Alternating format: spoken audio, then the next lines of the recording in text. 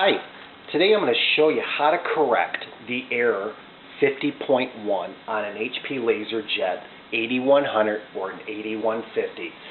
This is the error that comes up on the display and it says 50.1 fuser error.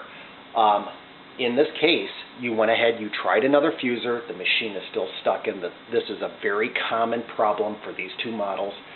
And actually what's wrong is the low voltage power supply. We're going to do this video today in two parts. The original low voltage power supply is right here. This is the RG54300, and this is actually where you plug the power in for the printer. This device, or this board, actually has to be replaced. HP actually has a couple models of these low voltage power supplies, and the one we're going to put in today is the RG54357.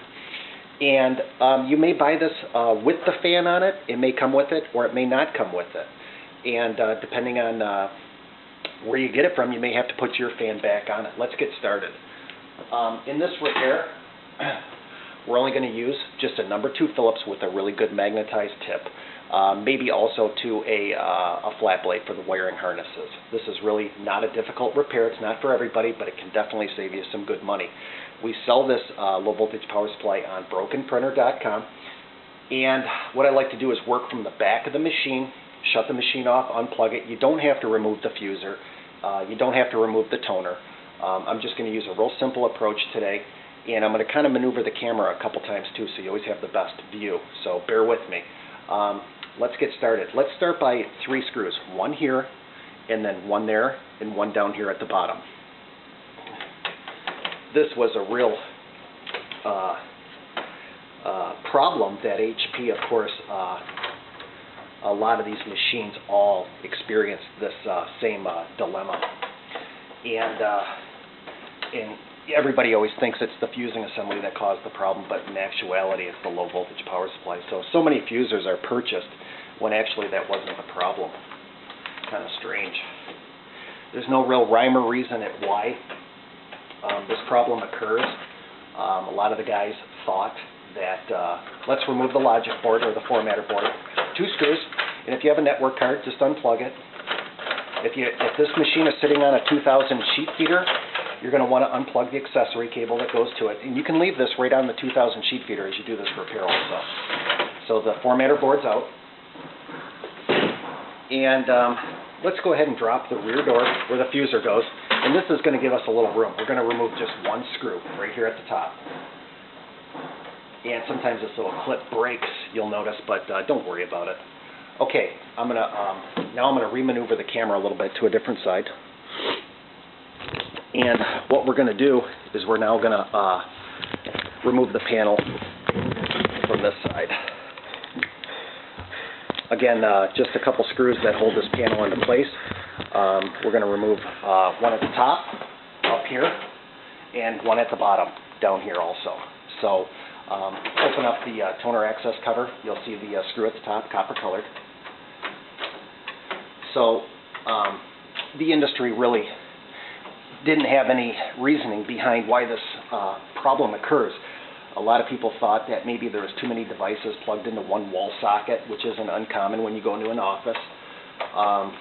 You know, you never plug these printers into a battery backup or any type of APC. You always want these printers just to go right into a standard wall outlet by themselves. Okay, this cover plate, you've got to open up the MP tray door and also the paper door down at the bottom. This cover, actually you have to kind of wiggle it because it's held on with a couple clips on the inside and it doesn't just pull straight off. So you've got to kind of work it off. And the way the clips are, there's 3 of them and they're angled. So just kind of pay attention to that. So actually you want to kind of slide it off this way and just kind of work it until it comes off. Okay, now we got 2 screws on the top. Again, I'm going to try to show you these and then I'll set the camera back down. One here and then one on the toner access door. One right there.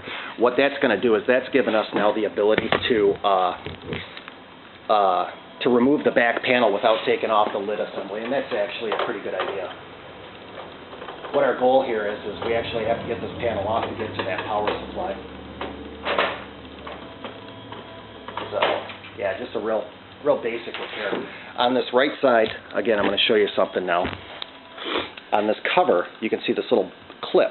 You have to kind of get the steel to come off of it, just like that. And then when we loosen up the rest of the screws on the back cover, this panel will come off. And we also have to remove the right panel too. Let's take off the, right now we're going to have 5 screws. 1 down at the bottom left, bottom right, 2 in the middle, and 1 on the top right. So many people, you know, really can do this repair themselves. It's not that difficult. This video may even be 3 parts. I'm not sure yet. Again, I tried to, I don't like these longer videos, but they kind of are what they are, and this is a really worthy repair, so I think it's worth it to watch it.